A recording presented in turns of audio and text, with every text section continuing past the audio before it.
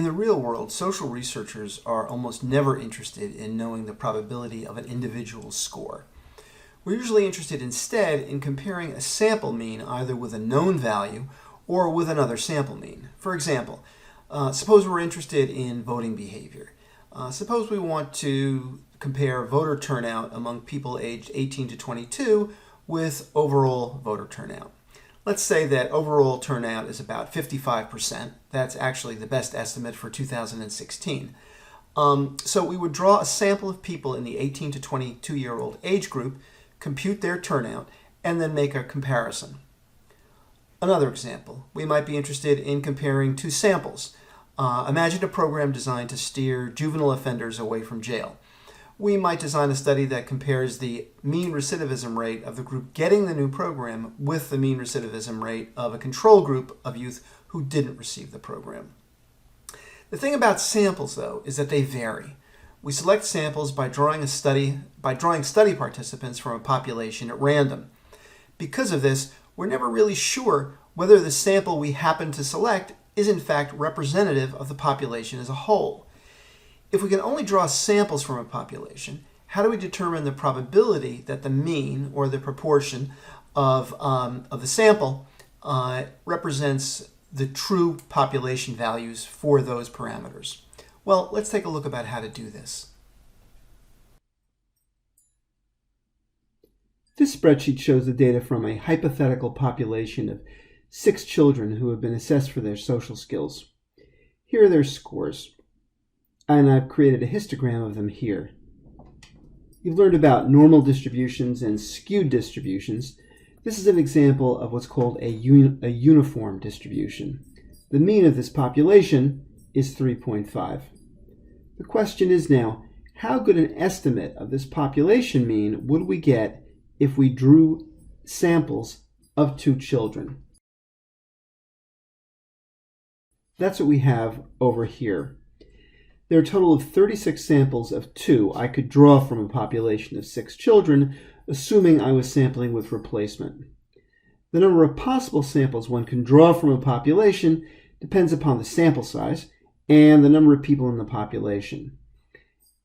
It's given by n, capital N, to the small nth power, where capital N is the size of the population and lowercase n is the sample size.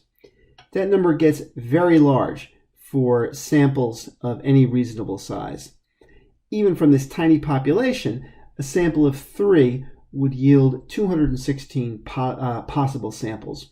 I wanted to avoid that, and we don't have to worry about it here in this simple demonstration. So let's take a look at what's going on.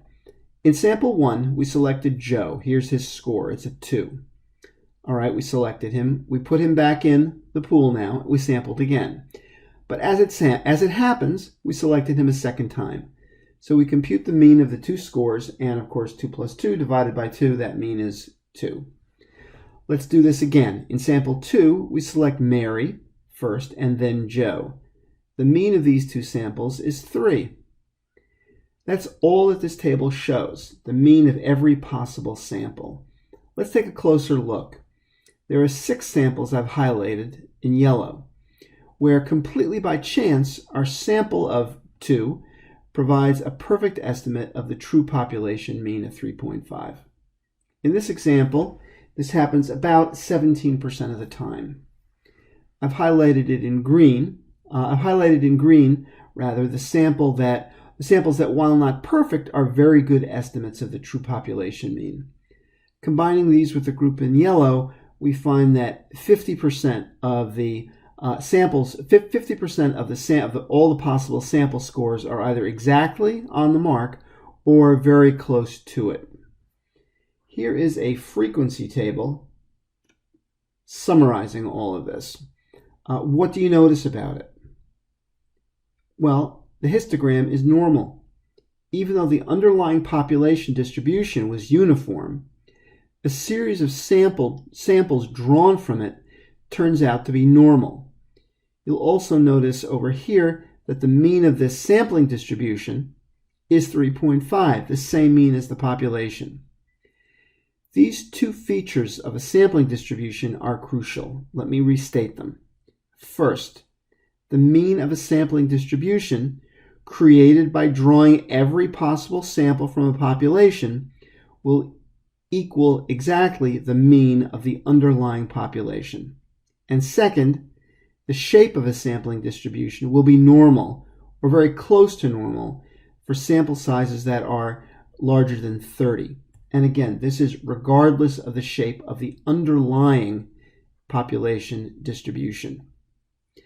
Just in case you think I'm making all this up, let's take a look at a more realistic example. This is an applet that works just the same way as our little Excel spreadsheet worked, but with more realistic sample sizes. I'm going to click this Show Sampling Options button over here. And let's walk through what this looks like. We can enter whatever population we want, whatever population mean we want over here. I'm going to keep that at 10. It doesn't really matter what it is. I'm going to keep in the same standard deviation. That makes a difference, but not for the purpose that I want to make of this demonstration right now. Let's change our distribution from a normal to a uniform distribution in order to mimic what we had before. Here we can set the number of samples to draw.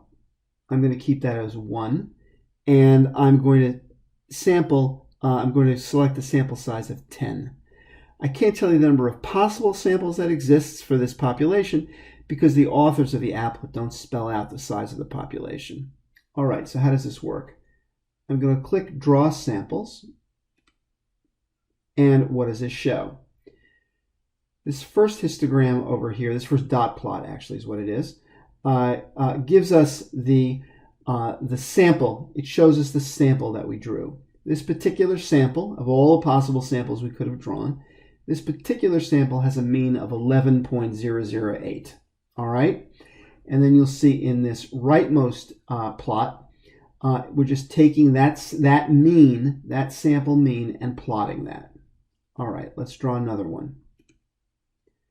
Okay, this one was kind of an unusual sample, but it's possible to get this one. The mean of this sample was 7.362. And again, if you look over here in the right-hand, in the rightmost chart, you'll see that we've now plotted that sample, and that's that little blue sample over there on the left at about 7.3.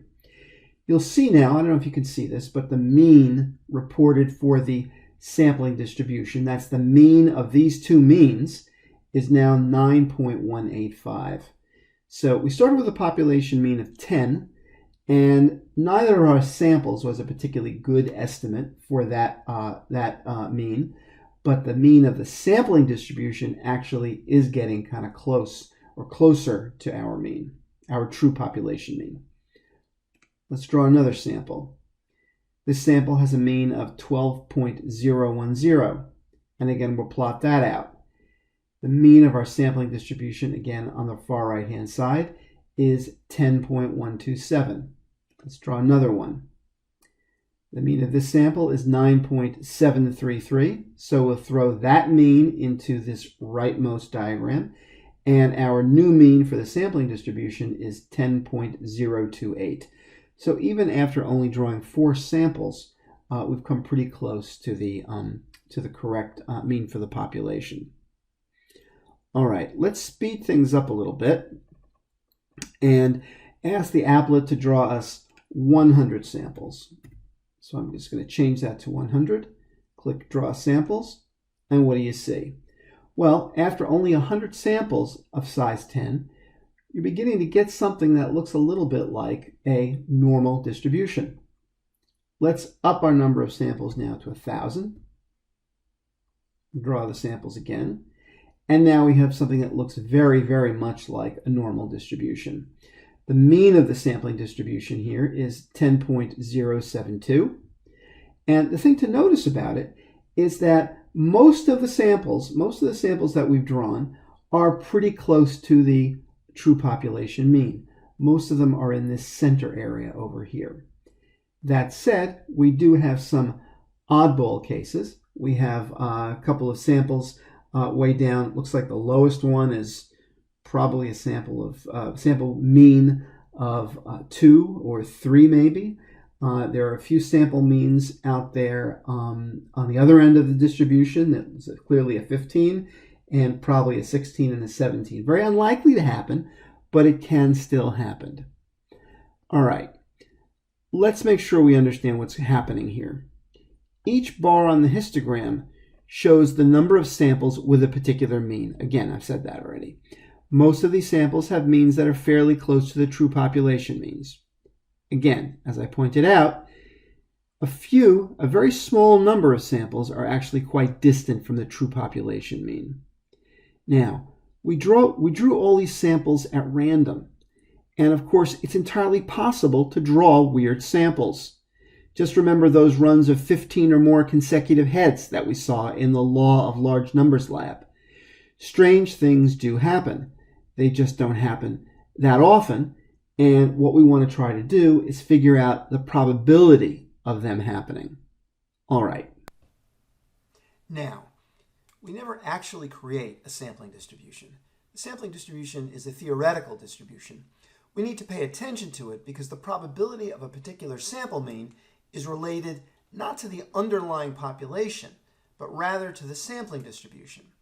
Because the sampling distribution is normal, and because its mean is equal to the mean of the underlying population, we can use it to determine the probability of drawing a sample with a particular mean using the same basic approach that we used in determining the probability of drawing a single case with a given score from a population. We do have to make one adjustment in the formula that we use, however, and this is something that we'll get into in the next video.